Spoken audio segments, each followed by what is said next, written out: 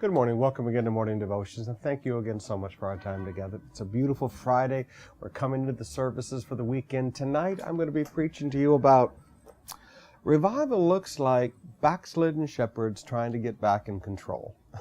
I don't know a short way to put it, but we're going to have a great time again in the book of Nehemiah, looking at the life of Eliashib versus Nehemiah tonight.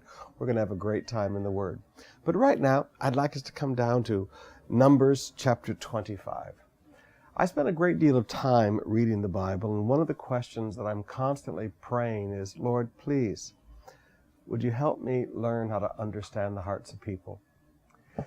One of my great failures in life is I'm far too trusting, and people say, Pastor, you're too naive and you're too trusting, and in one sense, I don't ever want to become the other way. I struggle with being cynical, so I swing back the other direction and I choose to trust people. And sometimes I've chosen to trust really the wrong people in my life, just like you have, and the consequences have been painful. So I'm always asking, what are the objective things that I can look at to recognize somebody I should not trust? Numbers 25, beginning with verse 16. The Lord said to Moses, treat the Midianites as enemies and kill them, because they treated you as an enemy when they deceived you in the affair of Peor. And their sister, Corzbi, the daughter of the Midianite leader, the woman who was killed when the plague came as a result of Peor. When they deceived you. When people knowingly, with full foreknowledge and plan, purposely deceive you, that person, the Bible says, is treating you as an enemy. Now, I know that might sound harsh, but that's what it says. Because treat them as an enemy because they treated you as enemies when they deceived you.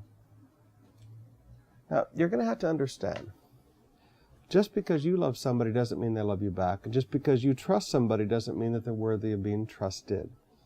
When people with full foreknowledge and full planning and thoughtfulness purposely deceive you, this person is treating you as an enemy. And what I have learned in my short life is when people purposely deceive me like that, I'm just done.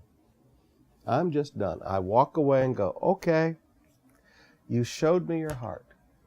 Not when you made a mistake, not when you messed up, not when you're sorry you did something, but when you purposely, with full foreknowledge and planning, purposed in your heart to deceive me, you showed me your heart.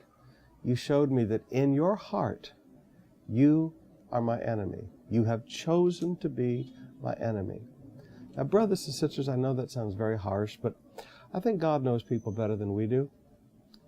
And God was teaching the people of Israel how to think about people, how to know the hearts of people, how to understand how other people were going to treat them.